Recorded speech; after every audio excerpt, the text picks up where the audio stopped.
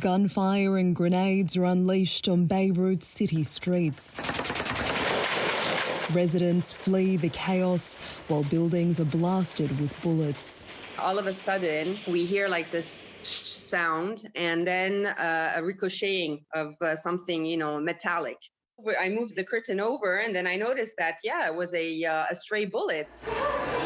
Sonia Shabi's children were among those evacuated from school, while hospitals filled with the wounded. My wife was hiding downstairs, but our neighbor was killed. She was shot in the head with a bullet. The gunfire lasted several hours. For locals, it evoked memories of the Civil War. Back in the 80s, it was really scary. I used to have nightmares and all that. And I really don't want that for my children. The violence broke out at a protest organised by supporters of the Hezbollah political party, who are calling for a judge to be removed from the investigation into last year's massive port explosion. They don't want their allies, two former ministers, to be the focus of the national probe.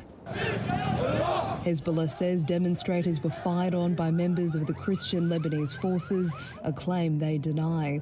The government has threatened military intervention. Armed forces did their duty and will continue to do so.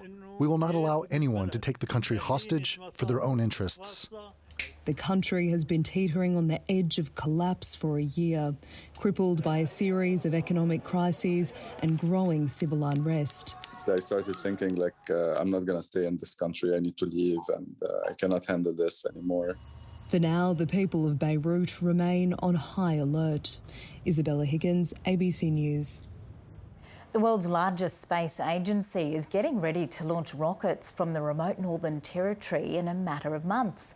NASA scientists have been fine-tuning settings at the East Arnhem Space Base. They're confident takeoff is well within sight.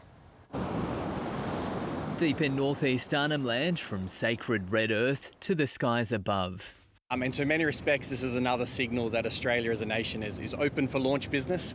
The countdown is on at NASA's first commercial launch pad outside of the United States. A small step for the world's largest space agency, a big leap for the local region after the recent windback of its major employer, a bauxite mine. I see space as a huge part of the future of Nullarbor, and that obviously will bring some tourists with it as well, so I think people do want to see rockets go to space.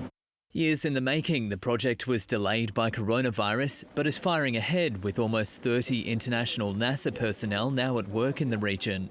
It's been a learning curve, I think. We'd anticipated working 10-hour days, thinking it would be nice and easy, and around 8 hours, that's about enough before we need to get in the air condition.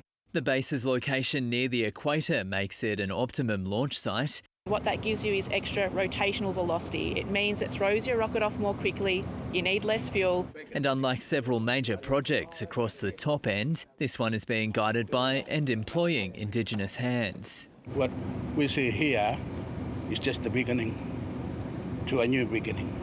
It's here at this launch rail that the first rockets will go up into space in June next year. However, they'll look a little bit different to the rockets that science fiction lovers are used to.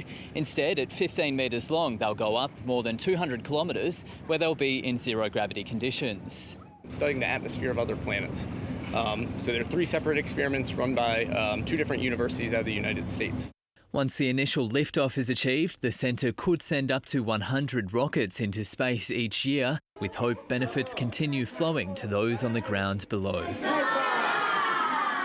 Jesse Thompson, ABC News, Nhulunbuy.